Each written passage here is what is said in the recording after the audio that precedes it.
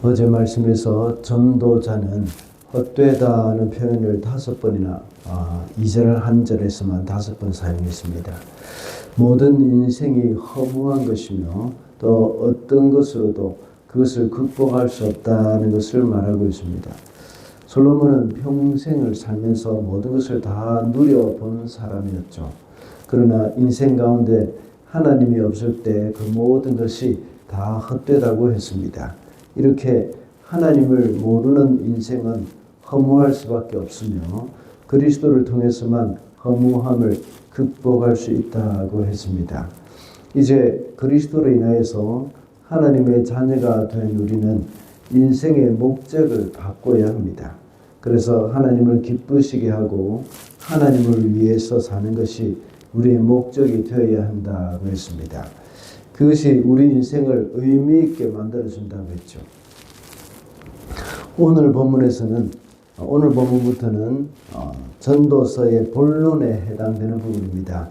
특별히 오늘 말씀에서는 세상의 지혜로도 인생의 허물을 극복할 수 없다는 것을 말하고 있습니다.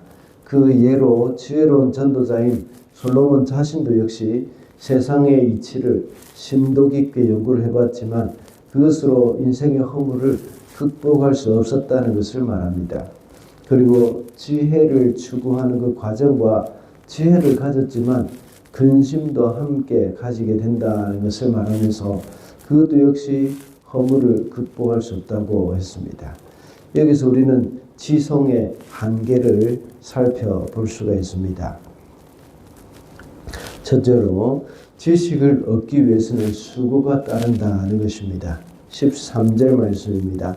하늘 아래에서 되어지는 온갖 일을 살펴서 알아내려고 지혜를 짜며 심혈을 기울였다. 괴로웠다. 하나님은 왜 사람을 이런 수고로운 일에다 얽으면서 꼼짝도 못하게 하시는 것인가? 솔로몬은 왕이 된 후에도 지혜를 얻기 위해서 많은 수고를 했다고 했습니다. 그런데 이것이 괴로운 일이라고 말을 합니다. 솔로몬은 1000번제를 하나님 앞에 드리고 나서 소원을 하나님께서 물으실 때에 그는 지혜를 구했습니다. 하나님은 그 일을 기쁘게 여기셔서 지혜뿐만 아니라 부귀 영화까지도 약속을 하셨습니다. 그런데 솔로몬은 하나님이 지혜를 주신다고 약속을 하셨지만 그는 끊임없이 지혜를 탐구했다는 것을 알 수가 있습니다. 그래서 하늘 아래서 되어지는 온갖 일을 다 살펴서 알아내고 심혈을 기울였다고 말하고 있습니다.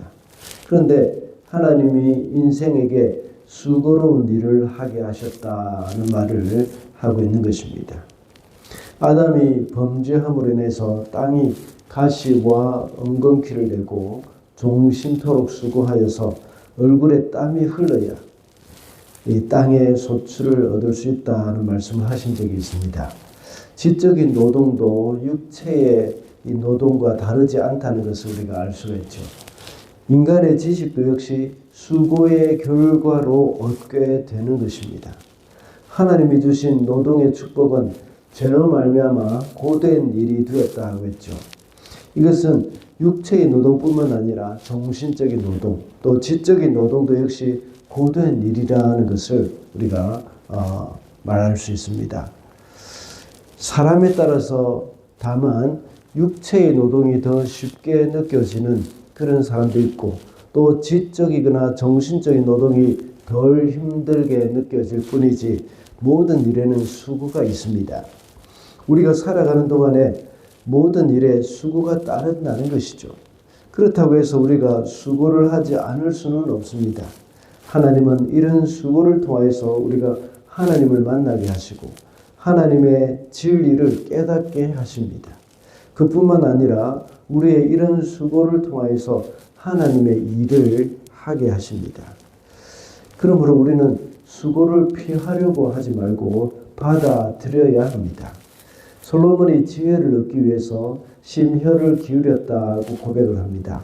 하나님이 이미 그에게 지혜를 주시겠다고 약속을 하셨지만 그는 가만히 있으면 지혜가 들어온다는 생각을 하지 않았던 것 같습니다.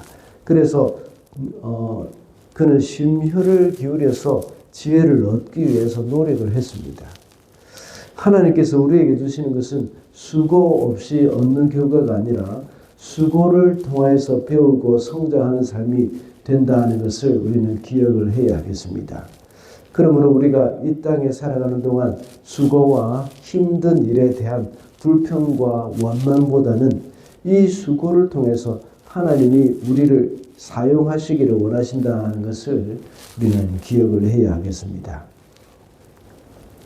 둘째로 인간의 지식도 역시 허무한 것입니다. 14절과 17절입니다.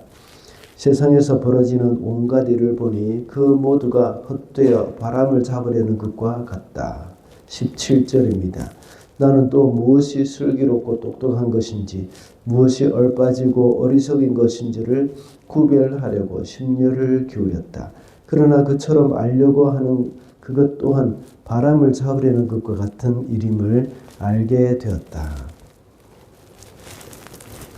오늘 본문에서 솔로몬은 지혜라고 표현을 하고 있지만 이것은 이 세상의 지식이나 지성을 포함하는 말입니다. 이러한 인간의 지식이나 지혜도 역시 허무한 것이 됩니다. 솔로몬은 이 세상에서 벌어지고 있는 모든 일도 역시 허무한 것이라고 말을 합니다. 또한 슬기롭고 똑똑한 것과 어리석은 것을 구별하기 위해서도 역시 이 심혈을 기울였지만 이러한 지식을 향한 열망도 역시 헛된 것이라고 말을 하고 있습니다. 그러면 우리가 한 가지 질문이 생길 수도 있습니다. 앞에서는 제가 첫 번째 대지에서 수고하는 일을 피하려고 하지 말고 받아들여야 한다고 말을 했는데 두 번째 대지에서는 이것이 헛되다고 말을 하는 이유가 무엇인지 의문이 들 수도 있습니다. 이것은 많은 수고와 지식도 역시 하나님과 상관이 없다면 모든 것이 헛된 것이 되고 만다는 것입니다. 우리가 바벨탑 사건을 잘 알 것입니다. 그것을 한번 생각해 보시기 바랍니다. 바벨탑은 인간의 큰 수고와 노력이 있었습니다. 그들이 이렇게 수고하는 그 노력, 이것이 어떤 이유였습니까? 흩어짐을 면하기 위해서였습니다. 또 한 가지는 무엇입니까? 그들의 교만이 있었습니다. 창세기 11장 4절을 제가 읽어보겠습니다. 그들은 또 말하기를 자 도시를 세우고 그 안에 탑을 쌓고서 탑 꼭대기가 하늘에 닿게 하여 우리의 이름을 날리고 온 땅 위에 흩어지지 않게 하자. 우리는 그들에게서 하나님을 발견할 수가 없습니다. 그 대신 교만이 발견되고 인간의 노력과 수고만 발견될 수가 있습니다. 그러나 하나님께서는 그들의 언어를 흩어버렸습니다. 결국 그들의 수고는 모든 것이 헛된 것이 되고 말았죠. 우리의 수고가 헛되지 않기 위해서는 어떻게 해야 하겠습니까? 그것이 바로 세 번째 대지에서 말씀하고 있습니다. 그것은 바로 참된 지식은 하나님을 아는 것이라는 것입니다. 하나님 없는 지성은 한계가 있습니다. 결국은 모든 것이 허무해지고 헛된 것이 되고 만다고 했습니다. 그러나 우리의 수고가 헛되지 않도록 하기 위해서는 하나님을 아는 지식에서 자라가야 합니다. 하나님을 아는 지식에 자라가는 사람은 모든 일을 하고 수고하는 일에 있어서 하나님을 위해서 하게 되는 것입니다. 고 이어령 교수가 지은 지성과 영성의 만남이라는 그 책도 역시 이성과 믿음이 어떻게 조화를 이루어 가는지를 성찰한 것이지 않습니까? 예레미야서 9장 23절과 24절에는 이렇게 말하고 있습니다. 나 주가 말한다. 지혜 있는 사람은 자기의 지혜를 자랑하지 말아라. 용사는 자기의 힘을 자랑하지 말아라. 부자는 자기의 재산을 자랑하지 말아라. 오직 자랑하고 싶은 사람은 이것을 자랑하여라. 나를 아는 것과 나 주가 긍휼과 공평과 공의를 세상에 실현하는 하나님인 것과 내가 이런 일을 하기를 좋아한다는 것을 깨달아 알만한 지혜를 가지게 되었음을 자랑하여라. 나 주의 말이다. 우리는 하나님을 아는 지식이 없을 때에 우리가 가진 모든 지식이나 지혜는 헛된 것이 되고 맙니다. 그래서 솔로몬은 잠언 곳곳에서 말하기를 하나님을 경외하는 것이 지혜의 근본 또는 지식의 근본이며 거룩하신 분을 아는 것이 바로 명철이라고 했습니다. 우리는 하나님 앞에서 이 지식을 쌓고 지혜를 추구하지만 하나님을 아는 지혜, 이것과 함께 이루어져야 이것이 바로 헛되지 않게 된다는 것을 우리는 기억을 해야겠습니다. 말씀을 맺겠습니다. 하나님을 알지 못하고 경외하지 못하는 인간의 그 지성, 이것은 분명히 한계가 있습니다. 그러나 우리는 하나님을 경외하면서 하나님을 위해서 항상 수고하고 힘을 쓸 때에 그 한계를 극복할 수 있다는 것을 명심해야겠습니다. 그래서 오늘도 주를 위해서 힘을 쓰고 주를 위해서 지혜를 추구하는 저와 여러분이 되시기를 바랍니다.